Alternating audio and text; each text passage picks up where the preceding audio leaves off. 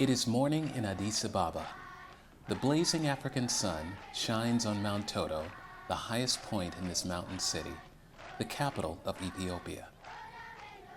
Ethiopia is a nation as old as the Bible, as new as its first democratic government. Today, it is one of the poorest countries in the world. In Addis Ababa, there are a handful of boulevards, hotels, and government buildings, and over 2 million Ethiopians who make up the population.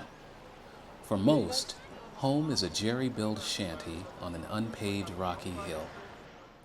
In one of the worst of these hovels, the family of Fentahun Asefa wakes up to face another day of hunger, sickness, and unemployment.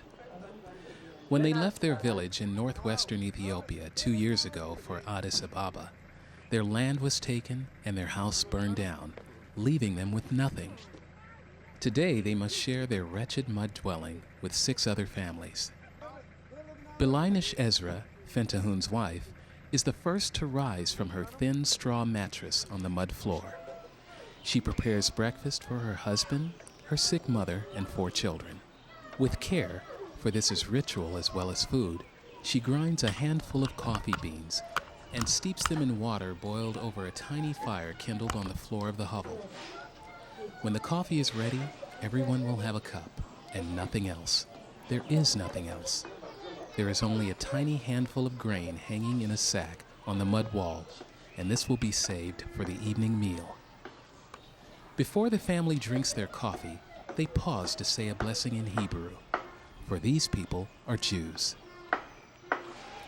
They are the poorest of the poor in Ethiopia, traditionally known as falasha, a word that means stranger, alien person without land. But of all Ethiopians, they are perhaps the richest in dreams, for they dream of going at last to the land of Israel, a country they regard as their ancient and true homeland, a country where many members of their close-knit family already live and await them. It is not an impossible dream for Fentahun, Belainish, and their family, if only they could survive until it comes true.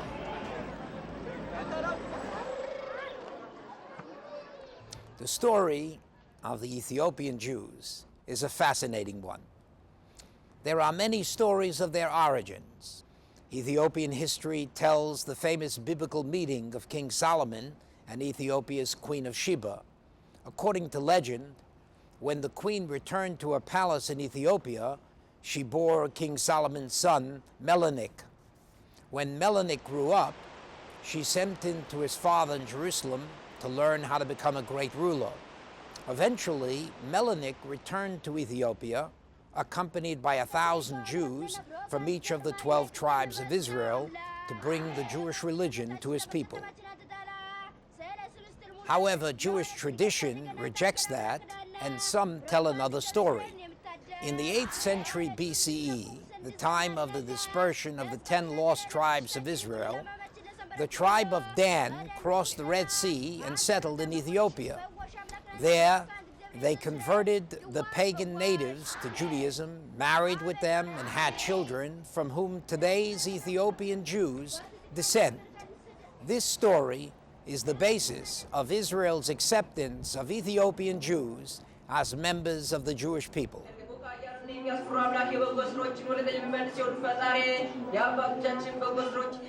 In recent years, thousands of Ethiopian Jews have immigrated to Israel. Today, more than 80,000 Ethiopian Jews are Israeli citizens. Fentahun and Belainish's family are part of the last remnant of their people still in Ethiopia. More than 20,000 of them are still waiting, praying, clinging to existence in the hope of following those who have gone before.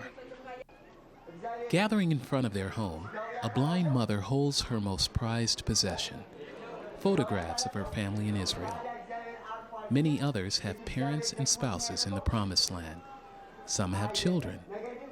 Will they survive the journey that will unite them with their loved ones? For a long time, the answer has been in doubt.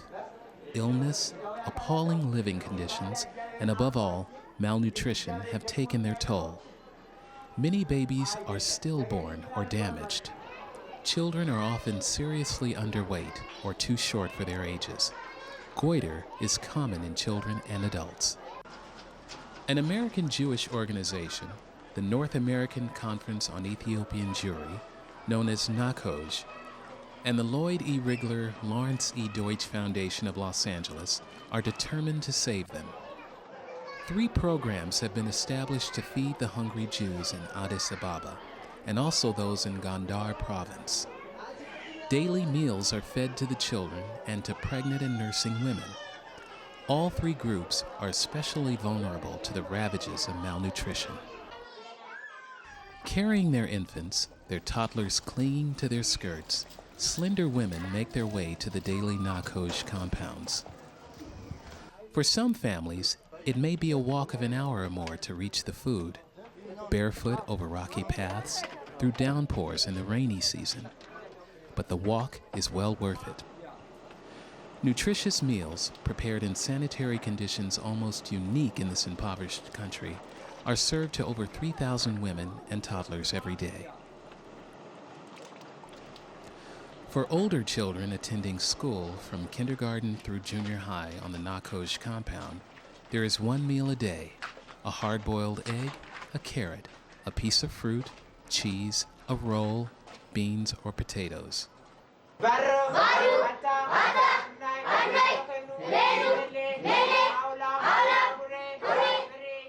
It is a very good meal, says Getu Menashe, principal of the Herbert Berman School in the NACOJ compound. The children no longer faint in class, but we know they have nothing else to eat. Is 1 meal enough for a growing child? No, it is not. Swollen bellies, matchstick limbs, protruding limbs, height and weight significantly lower than the World Health Organization deems appropriate give frightening testimony. An additional feeding program attempts to provide monthly distributions of grain and beans to all families with children. Food from this program also goes to people the community calls the neediest: the old, the sick, the blind, the crippled, the housebound. But in the recent economic downturn, funds for this program were difficult to raise. At one point, we had to stop the distributions of food for 2 months, says Andy Goldman, the director of Ethiopian Programs for NACOJ. It was hard to turn away people who were desperately hungry, but we just ran out of money. Another organization, in their struggle to save Ethiopian Jews, now provides funds for a meal for children who attend Sabbath services every Saturday at the NACOJ compound. Since thousands of children and adults come every week for prayers, sermons, and religious education, these meals are provided to a large portion of the community.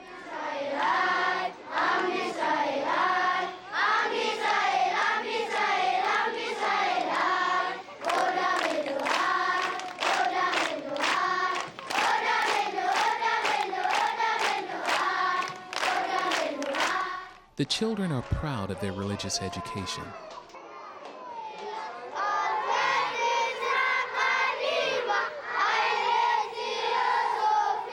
They learn prayers and blessings, practices and customs, and the history of the Jewish people. They study the Torah and joyfully sing the songs of Zion. The wooden posts and bars surrounding the compound are painted in the blue and white of the Israeli flag. And on the wall of each classroom is a sign which reads, "Let's go home."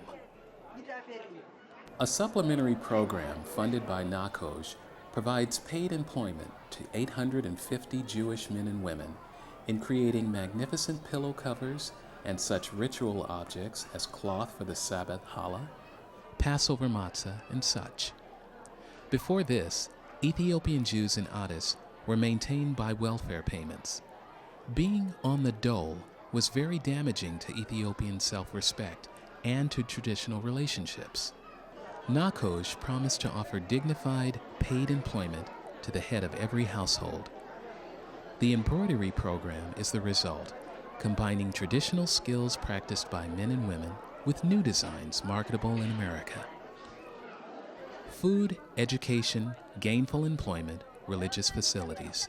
All these are offered in the hope of sustaining the community until its members can reach Israel. But the process of immigration is slow, says Goldman, and everything we can do, even with the help of the Rigler Deutsch Foundation and thousands of American Jewish individuals, is not enough. People suffer terribly. We need much more help to bring health and hope and basic human dignity into these Jewish lives. The sun sets over Addis Ababa. In their crowded hovel, the family of Fentahun and Belanish gather around a tiny cookfire, which fills the airless room with smoke. Belanish has prepared their dinner, nothing but a bit of traditional Ethiopian pancake bread, called injera. The bread is made with the last of the grain from the Nakoj food distribution. If another distribution does not take place tomorrow, there will be no food at all. The family prepares, in their dark hovel, to go to sleep on thin straw pads covering the rocky floor of the hut. They go to bed hungry. Tomorrow, unless more help comes, may be worse.